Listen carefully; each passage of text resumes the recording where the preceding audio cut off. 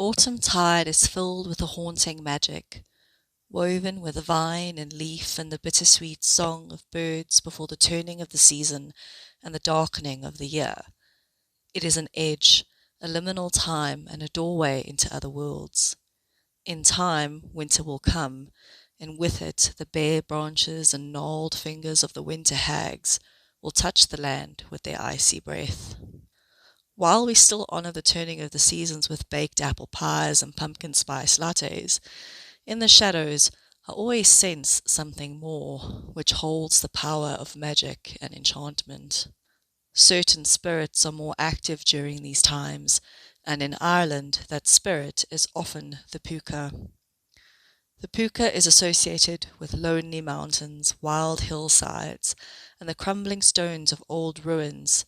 As the days become shorter and the season turns towards Samhain, it is said that the Puca roams freely. The Puca delights in mischief, confusion, and sudden terror.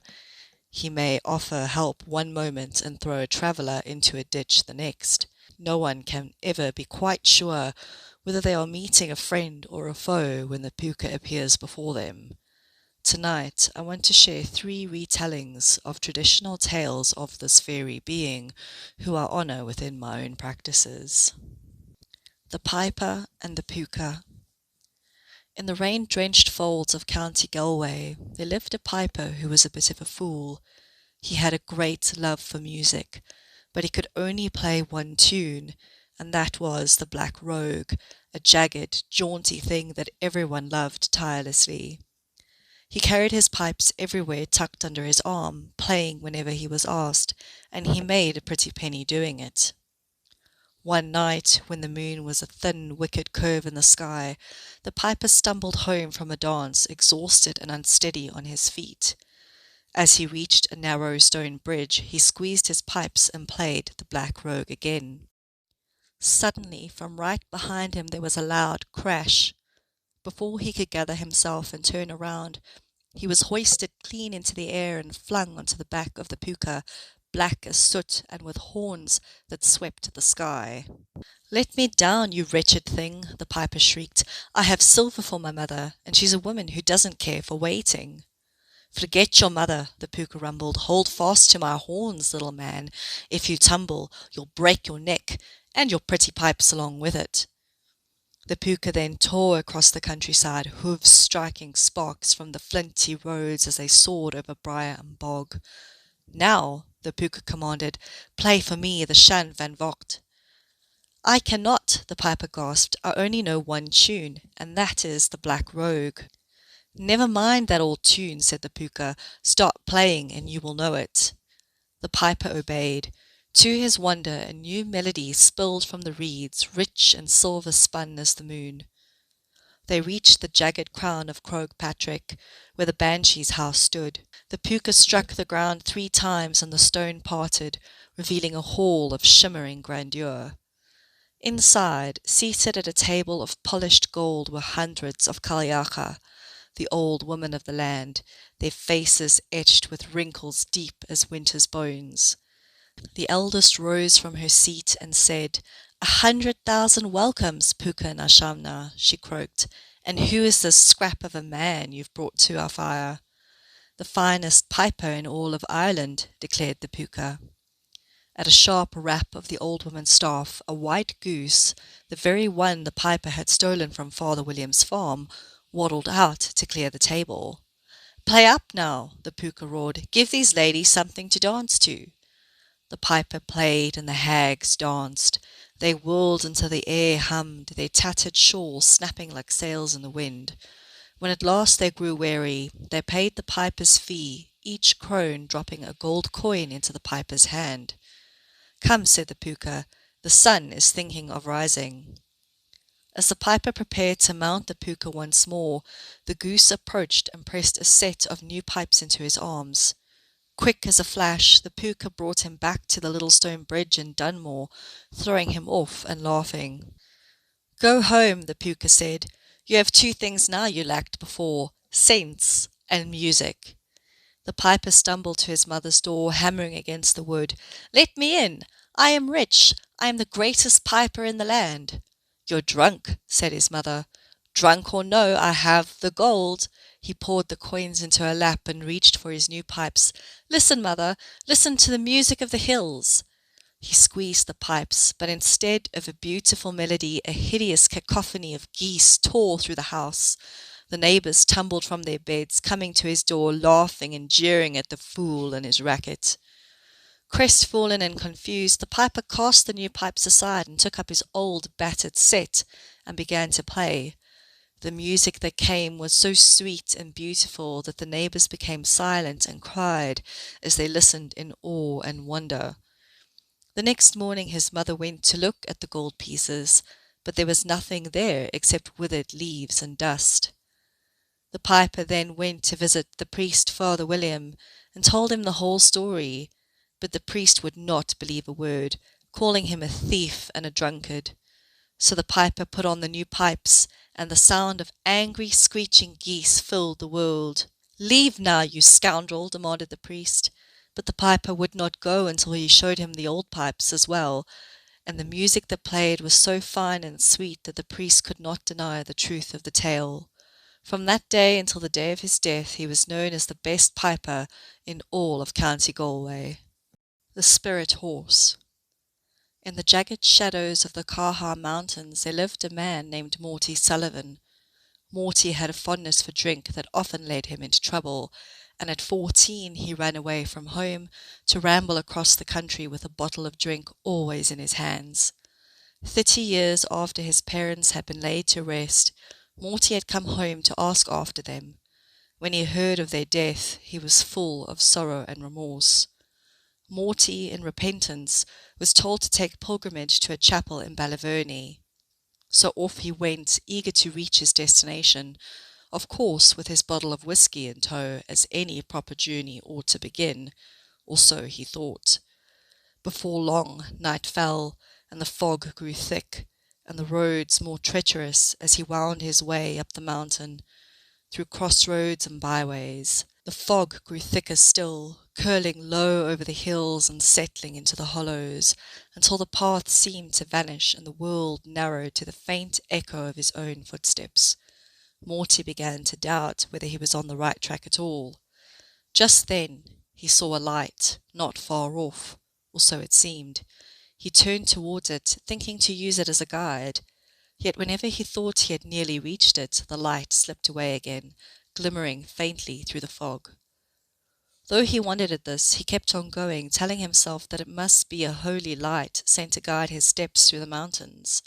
And so on he went, always believing that he was drawing nearer, but the light would continue to keep its distance. At last, he came close enough to the light to see that it was a fire, and beside it sat an old woman. Here his faith wavered, for he could not understand how both fire and woman had travelled before him for so many miles, and over such rough ground. No sooner had the thought crossed his mind that he found himself standing beside the fire. The old woman sat there slowly chewing her supper. With every movement of her jaw, her eyes rolled fiercely towards him, angry at being disturbed. And he saw with terror that her eyes were not black, nor grey, nor the colour of any human eye, but a wild burning red, like that of a ferret. Morty felt a sudden cold prickle of dread beneath his ribs. Bold as he was, he could not help but feel a chill of fear, for he knew well enough that no good thing would be found at this hour in such a place as this.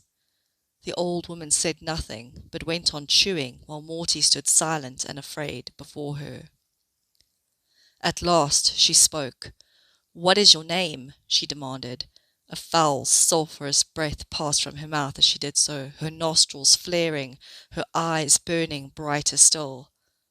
Summoning what courage he could, Morty replied, "Morty Sullivan, at your service," though he meant the last words only out of courtesy. "Ababo!" cried the old woman. "We shall soon see that." And as she spoke, the red fire in her eyes faded to a pale, sickly green. Morty trembled. He tried to step back, his boots scuffing the gravel.